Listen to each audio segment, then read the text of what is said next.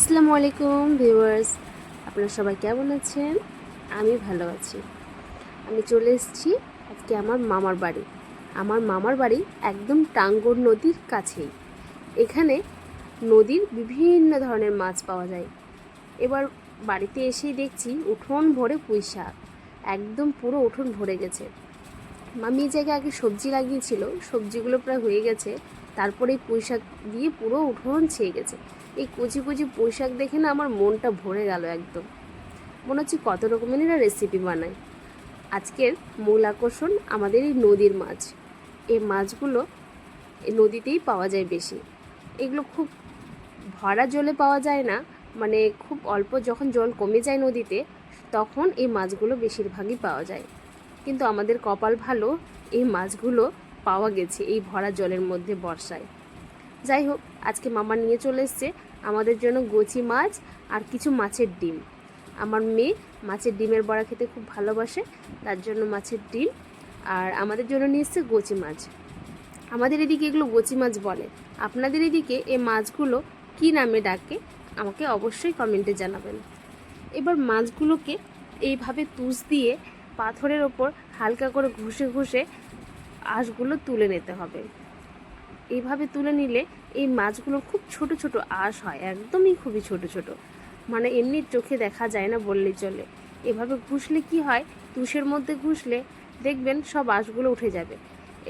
তুষ দিয়ে তোলার পর এই যেভাবে বটিতে হালকাভাবে ঘষে ঘষে নিতে হবে, ওপরে চামড়া থেকে যে যতগুলো আঁশ আছে সব উঠে যাবে।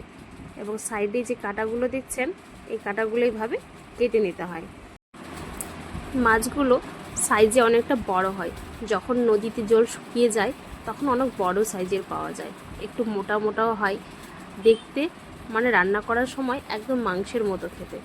এখন যেহেতু কেবলই হচ্ছে মাছগুলো, তাই এর সাইজটা খুব বড় হয়নি। আর যেহেতু জল ভরা এখন, এই মাছ বেশিরভাগই ওঠে নাই ভরা জলে। তো এই মাছ খেতে কেউ পছন্দ করেন না এরকম খুব কম মানুষই আছে। আমরা বাইরে হোটেলে বা রেস্টুরেন্টে গেলে এই মাছ অনেক টাকা দিয়ে কিনে খেতে হয়। আর নদীর ধারে এরকম মাছ পাওয়া, তাও আবার মামার বাড়িতে, খুব মজারই ব্যাপার। এবার চলে এসেছি রান্নায়। আমি একটা কড়াই বসিয়ে দিয়েছি গরম করার জন্য। এখানে 25 গ্রাম মতন আমি তেল দিয়েছি। বেশি একটু তেল দিলে ভালো হয় রান্নাটা, যেহেতু মাছটাকে মাংসের মতো করে রান্না করতে হয়, তার জন্য একটু তেলের পরিমাণটা বেশি লাগে, খুব বেশি আবার না। এবার মাছগুলো ভালোভাবে ধুয়ে পরিষ্কার করে এর মধ্যে আমি কয়েকটা কাঁচা লঙ্কা, দুটো পেঁয়াজ এবং একটা কাঁচা টমেটো দিয়েছি। আপনারা পাকা টমেটোও দিতে পারেন, কিন্তু কাঁচা টমেটো আমার কাছে পাকা ছিল না। এখন যেহেতু আনসিজন, পাকা টমেটো সবসময় পাওয়া যায় না, কাঁচাটাই দিয়েছি। এবার তেলটাকে গরম হতে দিয়েছি। এবার হালকা হাতে পুরো তেলটা নাড়িয়ে নিচ্ছি যাতে ভালোভাবে গরম হয়ে যায়। এই মাছটা পেঁয়াজে বেরেস্তা করে, মানে পেঁয়াজটাকে ভেজে অনেকে রান্না করেন, সেটাও ভালো লাগে। কিন্তু এই রান্নাটা আমি আমার নানির কাছ থেকে শিখেছি, মানে আমার মায়ের মা। আপনারা দিদা হয়তো অনেকে দিদা বলেন, কিন্তু আমরা নানি বলি। তো যাই হোক, আমার দিদা আর বেঁচে নেই, তো তার রান্নাগুলো রেসিপিগুলো আমি শিখেছি এবং করার চেষ্টা করি। হয়তো সেরকম হয় না, কিন্তু চেষ্টা করি। এবার গরম তেলের মধ্যে আমি এই মাছগুলো দিয়েছি। আমার দিদা যখন বেঁচে ছিলেন তখন আমরা আসলে ঠিক এরকমভাবেই রান্না করে খাওয়াতেন, একদম আলাদা রান্না, যেগুলো আধুনিকতার সঙ্গে কোনো মিলই নেই। আর খেতেও অনেক টেস্টি এবং সুস্বাদু। এমন এমন রান্না করতেন যে মুখে লেগে থাকার মতো। এভাবে মাছগুলো হালকাভাবে ভেজে নিলাম উল্টে পাল্টে।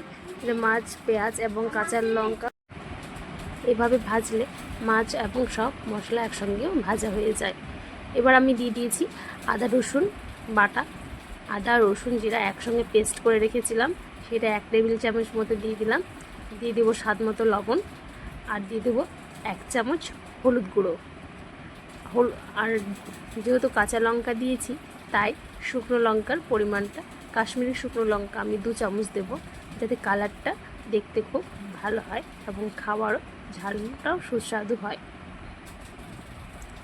সব মশলা একে একে দেওয়ার পর এর মধ্যে কিছুটা আমি ধনে জিরে গুঁড়ো অ্যাড করব, কারণ ধনে জিরে গুঁড়োটা ভেজে আমি রেখেছিলাম, ওটা দিলে মাছের কাঁচা গন্ধটা দূর হয়ে যাবে এবং মাংস কষানোর সঙ্গে সঙ্গে সুন্দর একটা কালার এবং ফ্লেভার আসবে। আমি আগেই বলেছি যে মাছটাকে অনেকটা মাংসের মতো করে রান্না করতে হয়। যেহেতু মাংসের মতো করে রান্না করতে হয়, তাই একটু মাংসের সব মশলাই একটু একটু করে দেব। এভাবে নাড়িয়ে চাড়িয়ে কষাতে থাকবো।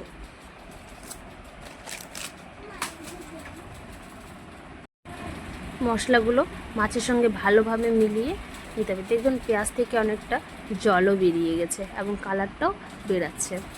এভাবে হালকা হাতে নাড়িয়ে নাড়িয়ে রাখতে হবে। এখানে ঢাকনা দিয়ে আমি কষাবো না, যেহেতু মাছটা নিচে লেগে যেতে পারে। কাঁচা কাঁচা অবস্থায় যেহেতু রান্না করছি, তাই এভাবে খোলা অবস্থায় আমি অল্প করে জল দিয়ে দিয়ে মাছটাকে কষাবো।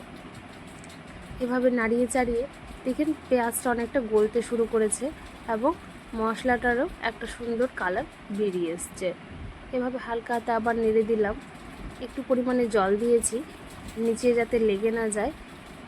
এভাবে নাড়িয়ে চাড়িয়ে মাছটাও সিদ্ধ হয়ে যাবে একটু একটু করে জল দিয়ে কষালে। দেখুন মাছটা প্রায় কষানো কমপ্লিট হয়ে গেছে। এবার আমি জল দিয়ে দেব ঝোলের জন্য। এখানে বেশি ঝোল রাখা যাবে না, একদম কষা থাকবে, তাই অল্প পরিমাণে আমি জল দেব যাতে মাছটা ভালোভাবে ফুটিয়ে নেওয়া যায়। আর একটু হালকা পরিমাণে আর একটু জল এড করব। এখানে আমার অল্প পরিমাণে দিয়েছি, আর একটু জল দিলে ঠিক হবে, তাই আমি আর একটু জল দিয়ে নেব। দিয়ে আর তার মধ্যে একটু গরম মশলা এবং লবণটা টেস্ট করবেন, যদি লবণের প্রয়োজন হয় তাহলে দেবেন, না প্রয়োজন হলে দেবেন না। ব্যাস, এবার এটাকে আমি কিছুক্ষণের জন্য ঢাকা দিয়ে ফুটতে দেব। এভাবে ফুটতে ফুটতে আমাদের প্রায় হয়ে এসছে। গ্রেভিটাও দেখুন অনেকটা ঠিক হয়ে গেছে। বেশি পাতলা গ্রেভি ভালো লাগবে না, মাছের সঙ্গে একটু গাঢ় ঠিক থাকবে, তাহলে টেস্টটা অনেকটা ভালো লাগবে। কিছুক্ষণ ফোটার পরে দেখুন মশলার তেলটা এবং মশলাটা আলাদা হয়ে গেছে। এর মধ্যে এবার আমি গরম মশলাটা ছড়িয়ে দিলাম। গরম মশলা ছড়িয়ে দিলে খুব সুন্দর একটা গন্ধ আসবে, একদম মাংসের মতো গন্ধ। দেখুন হয়ে গেছে আমাদের একদম। এই অবস্থা আমি নামিয়ে নেব। এর থেকে বেশি ঝোলটা ফোটালে আরও কমে যাবে এবং মাছটা গাঢ় হয়ে যাবে। আমার আজকের মতো ভিডিও এই পর্যন্ত, আবার দেখা হবে।